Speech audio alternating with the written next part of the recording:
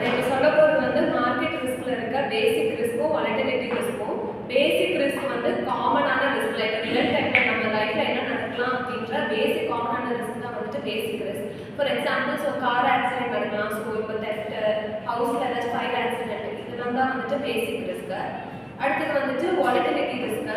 வாலட்டிலிட்டினாலே அதோட மீனிங்கே வந்துட்டு sudden change. இப்போ ஏதாச்சும் ரீசன் இல்லாட்டி ஏதாச்சும் ஈவெண்ட்ஸ்னால சடனாக ஸ்டாக்ஸு நம்ம பாண்ட்ஸ்லாம் வாங்கிடுவோம், அதோட ப்ரைஸஸ் எல்லாம் வந்துட்டு சடனாக ஒன்றா இன்க்ரீஸ் ஆகும் இல்லை டிக்ரீஸ் ஆகும். ஆனால் மோஸ்ட் ஆஃப் த கேசஸ் அது டிக்ரீஸ் ஆக தான் சான்ஸ் இருக்குது. ஃபார் எக்ஸாம்பிள் பார்க்குற மாதிரி இருந்தால் ரஷ்யா யுக்ரைன் வார் நடந்தப்போ அது பேஸ்டான கம்பெனிஸோட ஷேர்ஸு ஸ்டாக் ப்ரைஸஸ் எல்லாம் வந்து டிக்ரீஸ் ஆச்சு.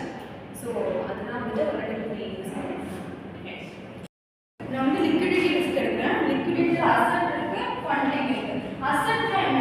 நம்ம அந்த வேர்டே முடிச்சுக்கலாம். அசட்னா நம்மளோட டாக்குமெண்ட்ஸு, நம்மளோட என்ன நம்மளுக்கு என்னெல்லாம் அசட்டாக இருக்கும், நம்மளுக்கு கம்மியாக அப்படின்னா நம்மளுக்கு என்னென்ன லோன் வேணும், அதெல்லாம் வந்து அசட் லிக்விடிட்டி. ஃபண்டிங்னா நம்ம வந்து ஃபண்ட் ட்ரான்ஸ்ஃபர், கேஷ் ட்ரான்ஸ்ஃபர்ஸ் அப்படின்னா லிக்விடிட்டி இருக்குது. மோரோவர் வந்து இது ரெண்டுமே சேமாக வரும். ஏன்னா பேங்க் மணி அப்படின்ட்டு மோரோவர் சேமாக வரும். இதில் லிக்விடிட்டி ரிஸ்க்குன்னு நான் சொல்கிறேன். Risk of loss from inability to meet the payment. இப்போ வந்து நம்மளுக்கு ஒரு ஃபார் எக்ஸாம்பிள் நம்மளுக்கு இப்போ ஹோம் லோன் இருக்குது. இப்போ வந்து 5th டேட்டில் நம்ம வந்து பே பண்ணணும். ஆனால் 4th நைட்டு வந்து 11:55 முன்னாடியே நம்ம வந்து அந்த நைட் டைம்லேயே நம்மளோட அமௌண்ட்டை வித்ட்ரா பண்ணிடுவாங்க.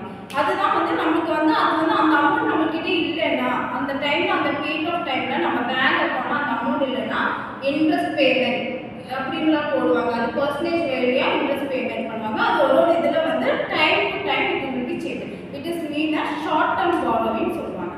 அதுக்கு ஒரு டயக்ராம் இருக்குது, நான் குரூப்பில் போட்டேன். பர்ச்சேஸுக்காக இருந்தாலும் நம்மளுக்கு இது இருக்கும், சேல்ஸ்க்காக இருந்தாலும் நம்மளுக்கு அந்த tightness of the liquidity performance வந்து இருக்கும். அசட் லிக்விடிட்டி வந்து ஒரு கம்பெனி இல்லைன்னா ஒரு இண்டிவிஜுவல் இல்லைன்னா ஒரு ஃபினான்ஸ், இதுக்கு எல்லாமே அசட் லிக்விடிட்டி நமக்கு ரொம்ப.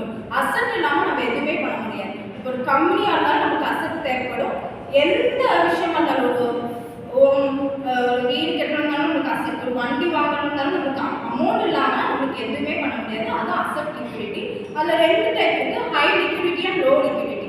ஹை லிக்விடிட்டியில் வந்து மார்க்கெட்டபிள் செக்யூரிட்டிஸ், ஸ்டாக்ஸு, பாண்டு, பின்ன கவர்மெண்ட் செக்யூரிட்டிஸ், ஃபினான்ஷியல் இன்ஸ்டிடியூஷன் அப்படின்னு நிறைய அதில் டைப்ஸ் இருக்குது.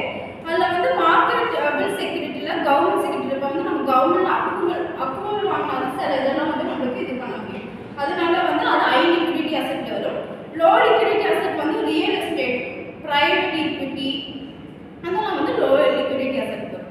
ஃபண்டிங் லிக்விடிட்டியில் வந்து இது வந்து நமக்கு பண்ணியே ஆகணும். இப்போ நமக்கு வந்து ஃபார் எக்ஸாம்பிள் ஃபீஸ் நம்ம பண்ணியே ஆகணும். அது வந்து நம்மளுக்கு இது. ஆனால் அசட் லிக்விடிட்டி வந்து நம்ம வீடு கட்டலாம், வண்டி வாங்கினாலும் வாங்கலாம், என்ன பண்ணலாம். ஆனால் இப்போ நமக்கு வந்து இந்த ஃபீஸ் வந்து பே பண்ணியே தான் ஆகும், கம்பல்சரி இருக்குது.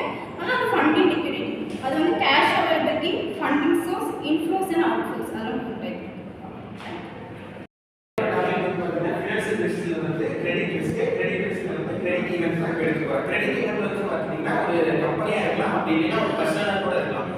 அதை வந்து கம்பெனி வந்து பார்த்தீங்கன்னா தன்னோட பிஸ்னஸ் வச்சு அவங்க லோன் வாங்குவாங்க, பேங்க்ல லோன் வாங்குவாங்க. அதே மாதிரி நம்ம பர்சனலாக இருந்தாலும் ஹவுஸ் லோன் வாங்கலாம். ஹவுஸ் லோன் யார் இல்லைன்னா நம்ம மிஸ்னரி நம்ம வச்சுருக்க 2 வீலர் 4 வீலர் வச்சு நம்ம லோன் வாங்கிக்கலாம். அந்த லோன் வந்து வாங்கி நம்மளோட பின்னாடி வர நம்மளோட சொத்துக்கள், அசட்ஸ் இதெல்லாத்தையும் நம்ம பில்ட் பண்ணுறதுக்காக வாங்குறோம். அதுக்கப்புறம் வந்து பார்த்தீங்கன்னா இதில் வந்து என்ன ஒரு இப்போ வந்து நம்மளால அதை கட்ட முடியல அப்படிங்கும் போது கிரெடிட் டிஃபால்ட் ஸ்வாப்னு வச்சு அது ஒரு இன்ஸ்ட்ருமெண்ட் அந்த பிளேஸில் நம்மள அதை ரிட்டர்ன் பண்ணுவாங்க. ஒன்று நம்ம வச்சு தான் நம்ம லோன் வாங்கணும். தேங்க்யூ. நான் எடுத்துக்கிற ரிஸ்க் வந்து கிரெடிட் ரிஸ்க்ல செட்டில்மெண்ட் ரிஸ்க். இப்போ செட்டில்மெண்ட் ரிஸ்க்னா நம்ம ஒரு 2 பார்ட்டிஸ் இருப்பாங்க, ஒரு கவுண்டர் பார்ட்டி இன்னொரு கவுண்டர் பார்ட்டி. இப்போ நம்ம அவங்க கிட்ட செட்டில் பண்ணுறோம்னா இப்போ அவங்களுக்கு செட்டில்மெண்ட் வந்து ஒரு டைமுக்குள்ள கொடுக்கணும். அந்த டைமுக்குள்ள நம்ம அவங்களுக்கு கொடுத்தாதான் அவங்க செட்டில் பண்ணுறது வந்து நமக்கு திரும்பி செட்டில் ஆகும். ஸோ நம்ம அந்த டைமுக்கு ஒரு 2 செட்டில்மெண்ட்டும் ஒரே டைமில் பண்ண முடியும். ஸோ அந்த டைம் மேனேஜ்மெண்ட் இதாக டிஃபீட் ஆகும். அது வந்து செட்டில்மெண்ட் ரிஸ்க்குன்னு வரும். இப்போ ஃபார் எக்ஸாம்பிள் வந்து கிராஸ் கரன்சி செட்டில்மெண்ட் ரிஸ்க்னு ஒன்று இருக்குது. இப்போ நம்ம வந்து ட்ரேடிங்லேயே Europe coins and US coins trading, Europe and US காயின்ஸை வந்து நம்ம ட்ரேட் பண்ணுறோம்னா யூரோ காயின்ஸ் வந்து நமக்கு ஃபஸ்ட்டு யூஎஸ் கிட்ட வரணும். வந்தால் தான் யூஎஸ் செட்டில்மெண்ட்டு யூரோப் வாங்குவாங்க. இப்போ ஒரு செட்டில்மெண்ட் வரக்கு டைம் ஆச்சுன்னா அடுத்த செட்டில்மெண்ட் வந்து அங்கே லேக் ஆகும். ஸோ அந்த செட்டில்மெண்ட் பண்ணோம்னா நமக்கு டைம் மேனேஜ்மெண்ட் ஃபஸ்ட்டு இம்பார்ட்டன்ட். அதில் வந்து இப்போ செட்டில்மெண்ட் ரிஸ்கில் வந்து நம்ம டைம் மேனேஜ் பண்ணி இப்போ செட்டில்மெண்ட் பண்ணலன்னா நமக்கு வந்து அங்கே செட்டில்மெண்ட்டே நடக்காது. ஸோ அந்த பாயிண்ட்ஸால் செட்டில்மெண்ட் ரிஸ்க்